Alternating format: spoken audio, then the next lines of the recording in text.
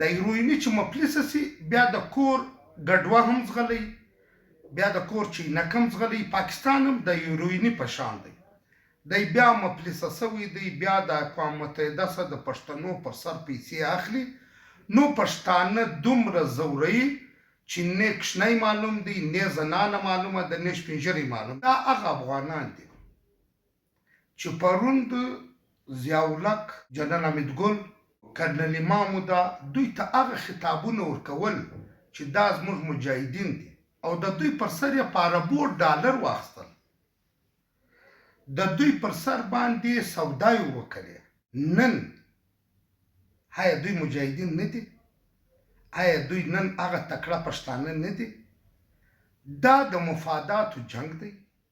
د پاکستان عینو قانون هم دا وایي او انټرنیشنل لا هم دا ده چې کم سړی په کومه خاوره کې پیدا سو کم کشنی هغه د هغې خاورې دی آیا په 78 کې چې په انقلاب رالی سور انقلاب چې رالی د هغه بعد دی چې په افغانستان کې کومه لاس وهنه شروع سوله بیا د هغه بعد دی موږ په خپله زموږ معنا د ملک په خپله افغانان ته ویلکم ووایي نو چې هغه رالو د خپل یوې خاورې څخه د یوه کوره څخه بل کور ته رالو نن څه اسمان ونړېدی نن خو هغه نسل کسه مړ دی نن ښې یا زوی پاته دی یا یې لمسی پاته دی دا د دې خاورې د دې پیدا سوي دي زه به دا خبر هم درته وکړم چې داسې افغانان شته چې د نن افغانستان نه دی لیدلی نه زوی افغانستان لیدلی دی نه لمسي لیدلی دی پلار به خود په هغه خاور کې پیدا سوی لیکن دا چې دی د دې پیدا سوي دي دا د انټرنیشنل لا مطابق او د پاکستان د لا مطابق دا د دې خاورې دي دا خلک چې دوی ته افغان مهاجر وایي زه به خپل افغان مهاجر نه ورته وایم په دې باندې چې پی ټي ایم یا زه په خپله موږ ډیورین لاین نه منو نو چې ډیورین لاین د مابین ولاړی دا یو ملک سو دا د پښتانه پر ځګر یو توره لیکه ده چې ختلې ده نه زموږ پلار یې نیکه منلی دی نه موږ منو ډاکټر مارنګ بی وای سي بلوچ ایک جی ټي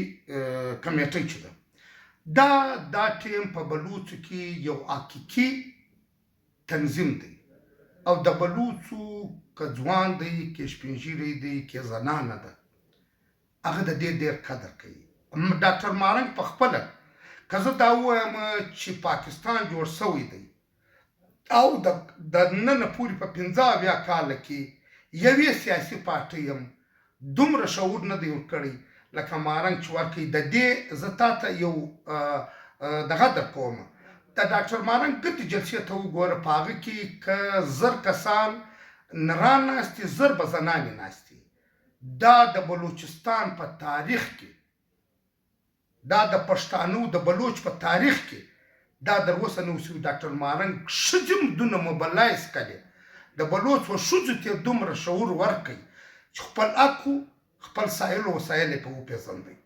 دا اوله خبره ده دویمه خبره دا ده د ډاکټر مارنګ چې کوم جدوجهد دی دا د حق جدوجهد دی او دا اختر جان مینګل چې نن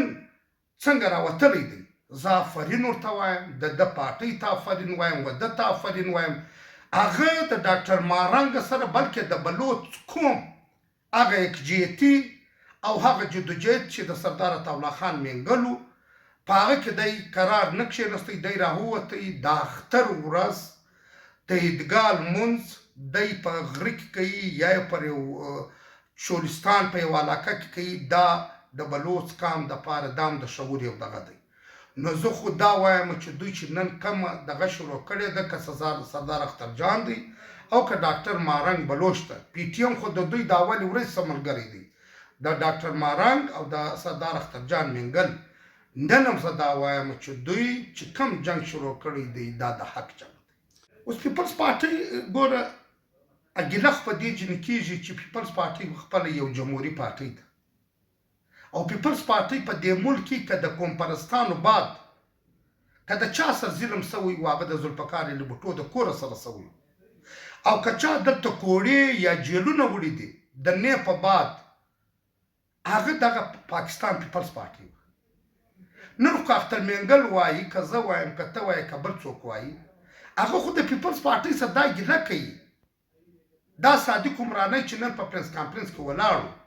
ته د څه پوښتنه وکړو تا تېر څو کاله په خپله په ټارچر سیل کې ایښی وې او ته په خپله تا چې کوم اذیتونه وړي دي د تا سره چې کوم بد وسولو آیا ستا خپل بد ویر دی آیا د تا سره چې کومه ناجایزه وسوله هغه ستا ویره ده نو موږ خو دا وایو چې دا یو جمهوري پارټۍ د سردار اخترجان مینګل خو هم دا وایي ګوره زه به تا ته یو خبره وکړم سردار اخترجان مینګل هغه سړی دی سردار اخترجان مینګل د عمران خان سره په ګورمنټ کې ملګری نو د عمران خان په ګورمنټ کې یو وارنټ وتی د آصف علي زرداري د خور پسې فرهاد تارپور پسې نو دغه سردار اخترجان چې عمران خان ته کښېنتی چې دا زموږ په روایاتو کې هم نشته او بس بل یو زه بلوڅ یم نو که ته دا کار وکړې زه به سبا چې دی د زرداري سره درېږم بیا د دې خبرې پوښتنه ته د اخترجان سم کولی سي او زرداري هم ژوندی دی بیا د سردار اخترجان په خوله باندې بیا د ده خور په کور کې کښېښولی یو نیم کال یو دوه کاله دا ښځه چې وه هغه د دې کور یې سب جیل ډیکلایر کوي دا هلته نظربنده وه نن آصف علي زرداري په خپله صدر دی نن خو په کار دا و چې د بلوڅ زنانې په جیل کې دي دی هم بلوڅ دی آیا په کار دا نه دی چې دن خپله دا کار کړی ټرایل دی ودې چلی ټرایل دی ودې چلی چې ټرایل څنګه چلیږي چې څنګه عدالتونه خو ستا نه زما په خپل پر عدالتونو کې نشته دا یو خبره زه صفا کوم